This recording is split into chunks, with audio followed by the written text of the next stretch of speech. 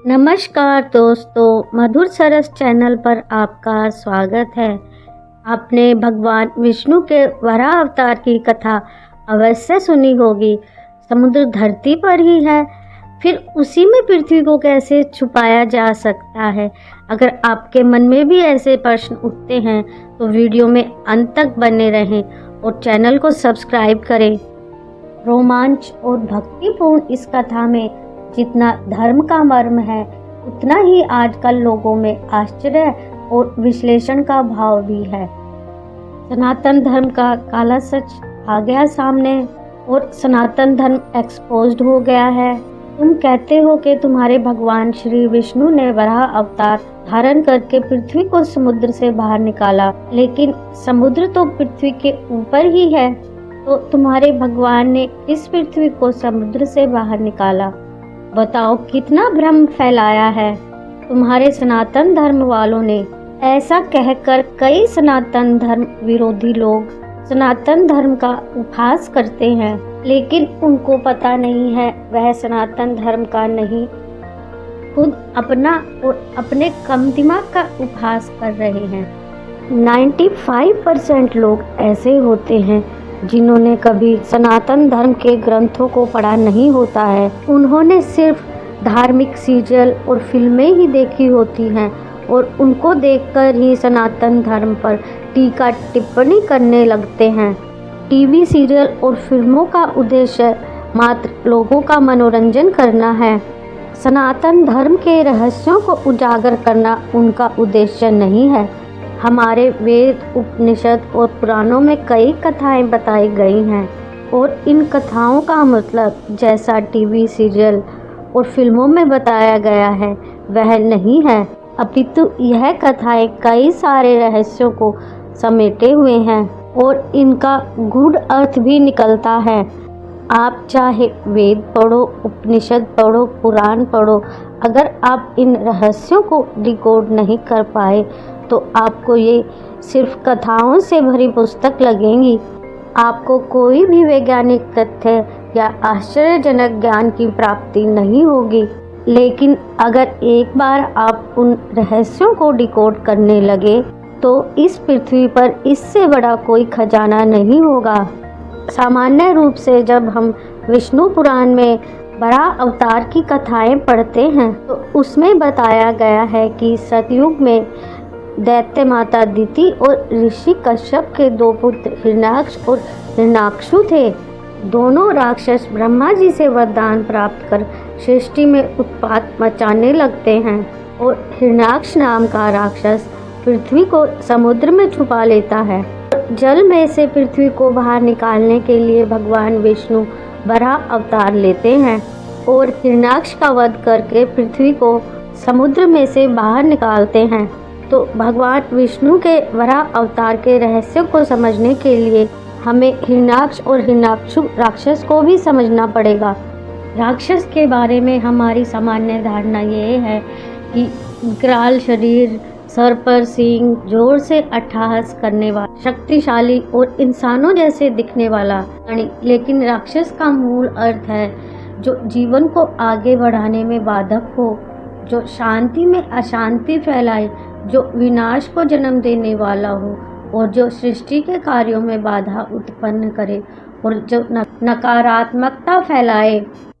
इस कथा के गूढ़ अर्थ को समझने के लिए हम सृष्टि के प्रारंभ में जाते हैं और हमें भगवान विष्णु के मत्स्य अवतार और कच्छप अवतार को भी समझना पड़ेगा। शिव पुराण में बताया गया है कि भगवान शिव के अनुरोध पर ब्रह्मा जी ने सृष्टि की रचना की और हमारी पृथ्वी की भी रचना की। शुरुआत में हमारी पृथ्वी पूर्णतः जलमग्न थी और कोई भी जीव धरती पर इस सृष्टि पर मौजूद नहीं था। तब भगवान विष्णु ने ब्रह्मा जी के कहने पर हिरण्यगर्भ से इस पृथ्वी पर जीवन की शुरुआत की। यहाँ आप हिरण्यगर्भ, हिरण्याक्षु और हिरण्याक्ष में समानता देख सकते हैं। आखिर यह हिरण्यगर्भ है क्या? तो हमारे वेदों में हिरण्यगर्भ को ही सभी जीवों का आदि स्रोत माना गया है।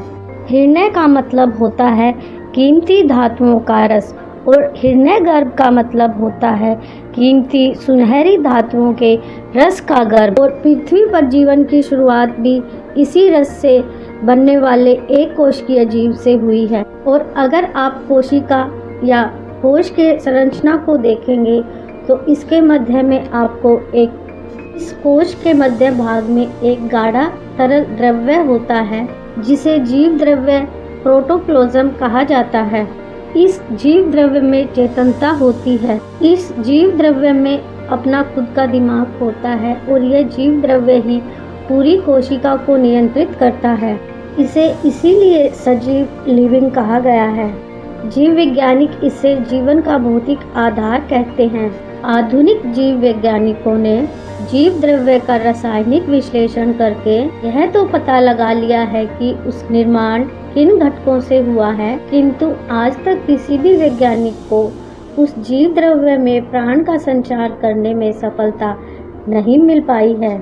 यह जीव द्रव्य ही परम तत्व है और यह है प्रकृति का रहस्यमय पदार्थ जिसे ही हिरण्यगर्भ कहा जाता है। सृष्टि की शुरुआत में सबसे पहले एक कोशिकीय जीव, शैवाल और वनस्पति ही थे, लेकिन अभी तक भगवान का अवतार धरती पर नहीं हुआ था। और भगवान के अवतार को तभी अवतार माना जाता है जब वह परम तत्व जीवात्मा रूप में जन्म लेता है। भगवान विष्णु के मत्स्य अवतार के में बताया जाता है कि भगवान विष्णु ने यह अवतार सृष्टि को प्रलय से बचाने के लिए लिया था। और कथा में ऐसा वर्णन भी आता है कि हयग्रीव नामक राक्षस ने ब्रह्मा से वेदों को चुराकर समुद्र की गहराइयों में छुपा दिया था और इन वेदों के उद्धार के लिए ही भगवान विष्णु ने मत्स्य अवतार लिया। लेकिन वेद कोई किताब के रूप में नहीं थे, जैसा कि आजकल हम ग्रंथों को पुस्तकों के रूप में देखते हैं कि उसे कोई भी चुरा कर ले जाए। उस समय वेदों का मतलब है ज्ञान, वेदों का मतलब है प्रकाश और वेदों का मतलब है जीवन। और सृष्टि की शुरुआत में जीवन समुद्र की गहराइयों में था और इन वेदों को यानी कि जीवन को हयग्रीव राक्षस ने समुद्र की गहराइयों में छुपा रखा था। तो यह हयग्रीव कौन है? ग्रीव यानी कि घोड़े के गर्दन वाला जीव। सृष्टि के शुरुआत में ऐसे जीव पाए जाते थे जो समुद्र की गहराइयों में रहते थे। मत्स्य अवतार की कथा में कहा जाता है कि मत्स्य अवतार ने हयग्रीव का वध कर दिया। इसका मतलब यह है कि हयग्रीव का एवोल्यूशन यानी क्रमिक विकास होकर मत्स्य यानी मछली बना। इस तरह से जीवन समुद्र के अंधेरे में से बाहर आया। आज भी समुद्री घोड़ा यानी हयग्रीव ग्रीष्म ऋतु में दिखाई देते हैं। इस प्रकार भगवान ने मत्स्य के रूप में अवतार लेकर जीवन को प्रलय से बचाया और इस मत्स्य अवतार के बाद समुद्र में क्रमिक विकास का कार्य तेजी से होने लगा और कई नए नए जीव अस्तित्व में आए। समुद्र में क्रमिक विकास का एक मंथन शुरू हो गया। इसे हमारे पुराणों में समुद्र मंथन की कथा से दर्शाया गया है। इस क्रमिक विकास में सजीवों में कुछ पॉजिटिव तो कुछ नेगेटिव बदलाव आ रहे थे। इस पॉजिटिव बदलाव को देवों के रूप में और नेगेटिव बदलाव को दानवों के रूप में दर्शाया गया है। और इसी क्रमिक विकास के चलते भगवान ने कच्छप रूप में अवतार लिया, जिसे हम उभयचर कहते हैं। और ये उभयचर ही जीवन को आगे बढ़ाने वाला मुख्य आधार था। और इसी उभयचर में से शरीर से अस्तित्व में आए। लेकिन अभी तक जीवन पूरी तरह से पृथ्वी पर बाहर नहीं आया था। और जब जीवन पृथ्वी पर बाहर आया तो वह था सस्तन प्राणियों के रूप में। सरीसृपों में से लाखों वर्षों के संघर्ष के बाद सस्तन प्राणियों का विकास हुआ। और सरीसृपों और सस्तन प्राणियों के इस संघर्ष को हमारी कथाओं में बराह अवतार और हिरण्याक्ष वध के रूप में दर्शाया गया है। सरीसृप में से सस्तन प्राणी तभी बन सकते हैं जब उनके डीएनए में जीन्स में बदलाव हो और डीएनए हिरण्यगर्भ में होता है। वराह अवतार और हिरण्याक्ष की कथा क्रमिक विकास को दर्शाती है और यह दर्शाती है कि जीवन को किस प्रकार पृथ्वी पर लाया गया। हमारे पुराणों में कई सारी बातों को प्रतीकों के रूप में दर्शाया गया है। आपने खजुराहो में भगवान वराह की मूर्ति देखी होगी।